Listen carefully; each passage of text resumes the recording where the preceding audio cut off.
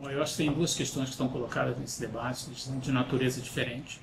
Eu acho que o governo efetivamente tem uma preocupação com o crescimento desacelerou bastante no final de 2011, está fraco no início de 2012, o governo vem baixando os juros, o Banco Central vem baixando os juros, os juros que o Banco Central fixa é muito aproximadamente a taxa de juros que os bancos pegam recursos, mas não é a taxa de juros que os bancos emprestam recursos, a diferença é o spread bancário. E a percepção que o governo vinha tendo é que ele vinha baixando os juros, que os bancos captam recursos, mas os bancos não vinham baixando os juros com que eles emprestam, o que significa que os spreads estavam aumentando. Então o governo começou com todo esse esforço de reduzir o spread com esse objetivo de expandir o crescimento. Obviamente, esse é um objetivo muito localizado, é válido, o governo está preocupado com isso, com suas razões. Eu disse, a ideia do Banco Central abaixar juros era exatamente tentar estimular o crescimento. Se ele não vinha acontecendo, algo deveria ser feito. Eu acho, porém, que a questão do spread é uma questão muito maior. A questão é uma questão que se coloca no sentido do custo da intermediação financeira da economia. Um spread muito alto significa que a intermediação financeira não está funcionando bem, porque a diferença entre a taxa que as pessoas recebem quando botam dinheiro no banco e a taxa que as pessoas pagam para pegar dinheiro emprestado é muito alta. Isso é um sinal dessa ineficiência na intermediação. Então eu acho que é um tema que merece uma preocupação e uma atenção muito maior do que só a preocupação de curto prazo com o crescimento este ano. De fato, o Banco Central tem uma agenda longa, que vem de 15 anos pelo menos. Durante o governo Fernando Henrique já se começou uma discussão sobre a questão dos spreads. O spread caiu muito desde o Plano Real, ele era uma coisa da ordem de mais de 100% há 15, 17 anos atrás. Hoje está na ordem de, quando você pega empresas e famílias juntos, dá uma coisa da ordem de uns 30 e poucos %. Não é uma queda não pequena, caiu muito, mas obviamente ainda é muito alto. O Brasil ainda é um dos clientes de spread muito alto. Eu acho que a questão do ponto de vista mais estrutural está sendo um pouco atropelada por essa discussão de curto prazo, da preocupação com o crescimento. Sobre a questão propriamente de usar os bancos públicos, eu acho que tem méritos e vejo problemas. Eu acho que tem méritos em termos de usar para gerar competição, acho ótimo. Acho que sempre houve essa percepção de que havia competição de menos no setor bancário, ainda que haja debate sobre isso, alguns estudos mostram que não, outras pessoas acham que, apesar dos estudos, existe realmente um problema. Então vamos poder testar isso agora, eu acho bastante válido que se tente. Porém, eu acho que enquanto usar a Caixa faz todo sentido para isso, usar o Banco do Brasil é um pouquinho mais problemático, porque o Banco do Brasil tem acionistas privados.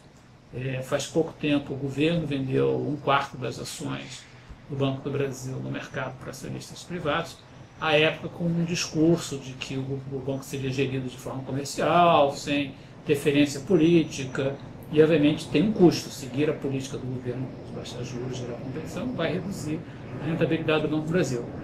Então acho que nessa seara tem um pouco de preocupação. Tá? Eu acho que é bom do jeito do ponto de vista de gerar concorrência, é ruim do ponto de vista da saúde, da qualidade do sistema do mercado acionário que você tem no Brasil. Isso vai ter custos futuramente, inclusive da própria capacidade do Banco do Brasil levantar recursos para se financiar e expandir no futuro.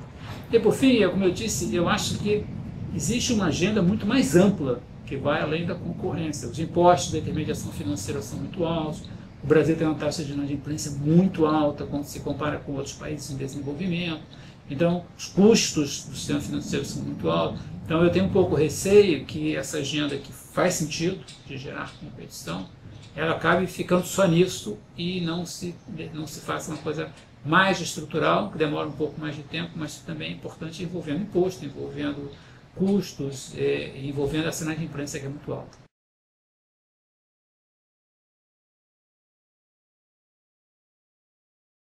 Olha, eu acho que teve 3 situações diferentes. Tá? Eu acho que o governo colocou pressão em todos os segmentos, nos bancos de maneira geral, e obviamente colocou pressão em graus diferentes, mas também com interpretações bastante distintas. Tá?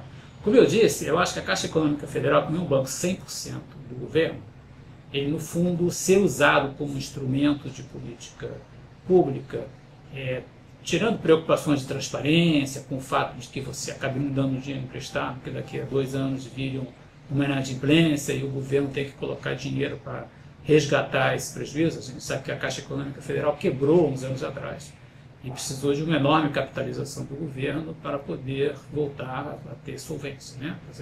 Então, obviamente, o problema de você dar crédito barato para quem é um risco elevado é o problema que daqui a uns anos, quando já não for mais esse governo, quando não for mais essas pessoas estiverem lá, o banco precisa de aporte de capital do tesouro, do contribuinte, para botar de volta. Essa é uma preocupação.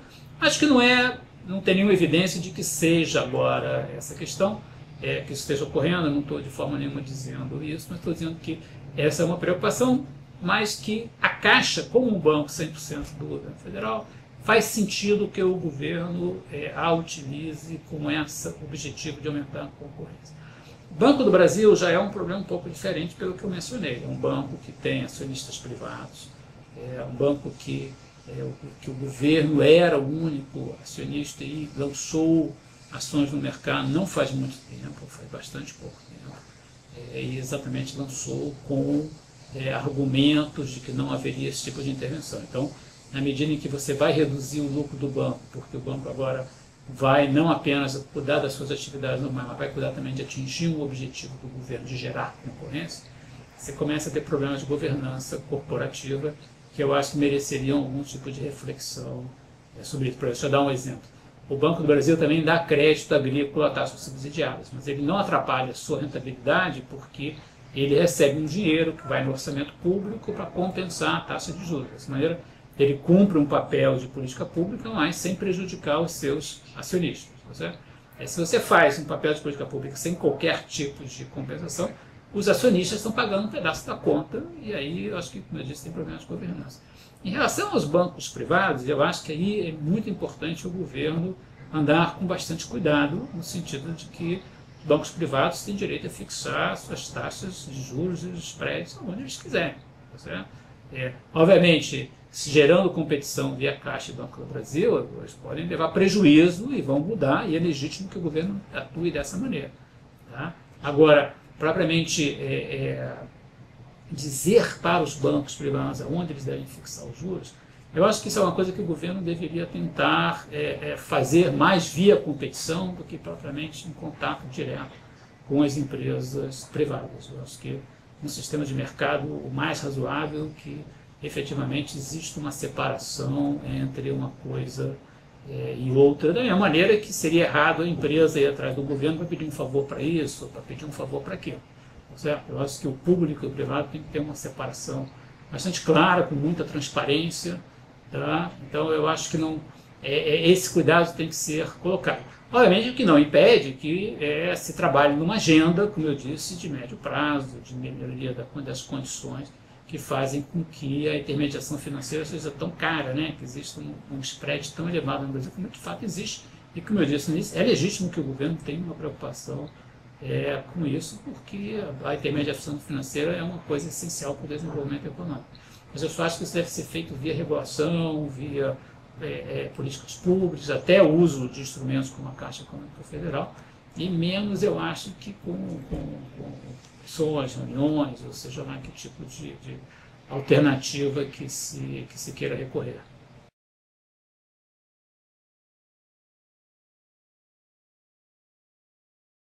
Eu acho que existem preocupações de curto e de médio prazo. Normalmente eu gostaria de fazer uma separação das duas coisas. Tá? Eu acho que no médio prazo, isso que você mencionou, o crédito subiu muito nos últimos anos. O crédito no Brasil, como proporção do PIB, hoje em dia o dobro do que ele era há 7, 8 anos atrás. Então não é uma mudança pequena.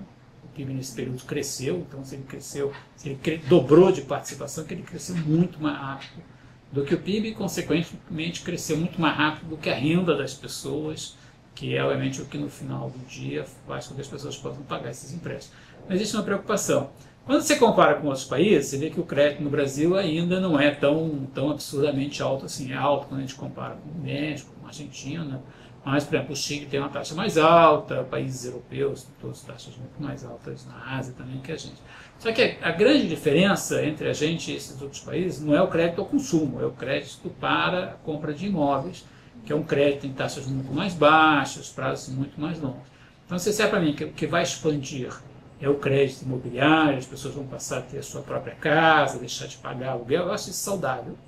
Obviamente, desde que aconteça num ritmo razoável. Só que, obviamente, o que o governo está buscando este ano não é esse crédito imobiliário. O governo está preocupado em aumentar o consumo de geladeira, aumentar o consumo de carro. E aí, em relação a esse crédito, a gente já está num patamar que é igual ao de países mais ricos e com taxas, particularmente taxas de juros bem mais baixas. Tá? Então, assim, eu acho que tem que tomar um pouquinho de cuidado, não é emergência, mas um pouquinho de cuidado com que tipo de crédito efetivamente a gente está se expandindo. Não acho que vai gerar uma crise nem nada disso a curto prazo, mas é um processo que em algum momento vai ter que desacelerar. Agora, em relação ao curtíssimo prazo, eu tenho outro tipo de preocupação. Em relação ao curtíssimo prazo, eu acho que a ideia de você muito rapidamente reduzir spreads pode gerar um processo onde os bancos efetivamente reduzem os spreads, mas também reduzem a oferta de crédito para clientes que eles consideram mais arriscados. Então, isso remete à questão da inadimplência, sobre a qual a gente conversava há pouco. A inadimplência no Brasil é muito alta. E certos tipos de pessoas, de clientes, têm um risco de inadimplência mais alto, porque ganham menos, têm menos patrimônio para bancar esse tipo de ativo, trocam mais de emprego, têm mais chance de perder emprego, estão esticando mais a sua renda para contrair dívida. Então, tem desde gente que não tem nenhuma dívida até gente que gasta 60% do seu salário para pagar dívida. Uma pessoa gasta 60% do salário, tem um risco muito grande de não conseguir pagar. Se alguém fica doente na família e precisa de dinheiro para pagar o hospital, já não tem dinheiro para pagar esse empréstimo. Então, o banco trabalha com isso, cobrando juros mais altos de quem é mais arriscado.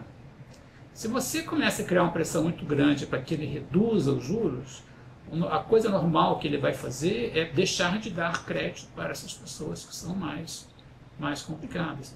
Então, eu acho que se você tentar forçar uma redução rápida demais, sem um processo de adaptação nos sistemas de informação, ainda que com uma boa intenção de aumentar o crédito, você pode acabar reduzindo o crédito. Você pode até ter muito mais gente no banco procurar crédito, porque os juros estão mais baixos, mas acabar com muito menos crédito sendo, menos não diria, mas com menos crédito sendo concedido, porque o banco vai acabar não dando crédito para as pessoas que são arriscadas e que só vale a pena dar crédito para essa pessoa se for com um spread mais alto. Então, acho que também existe essa outra debate, essa outra incerteza sobre o impacto dessas medidas, que é uma coisa que a gente vai descobrir agora no segundo trimestre, no começo do segundo semestre do ano. A resposta para isso vai vir mais rápido.